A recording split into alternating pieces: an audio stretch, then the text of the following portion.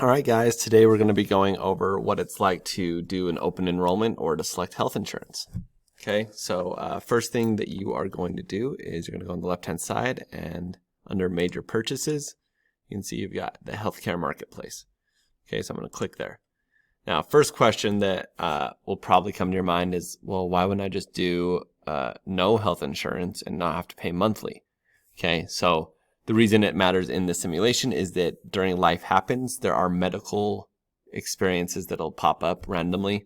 It might be a broken arm, it might be a car accident, right? It can be any of those things. And so it's important that you have health care insurance. And I know depending on your teacher, there are also health specific life happens simulations that they'll run, right? So like for instance, me, I have a day or two that I'll tell the class that, hey, it's going to be medical focused, right? And that encourages you guys to make sure that you have some sort of medical insurance, right? Because odds are at some point in your life, you're going to have a health care issue pop up and that you don't want it to break the bank. Okay. So a couple things to note, and you should be going over this in more depth with your teacher, but the deductible is the amount of money required for you to pay out of pocket before the insurance company is required to pay anything, right? So if you don't, you basically have to pay that amount and then the insurance kicks in. Okay, so the bronze one, $2,500, right? So that's pretty high. Silver is the middle, $750, and then gold would be $0, no deductible. Okay, and then you have your monthly premium, and that's what you're paying each month, right? So that goes into the decision-making process, right? If I'm only paying $200 a month, then I'm saving $400 a month.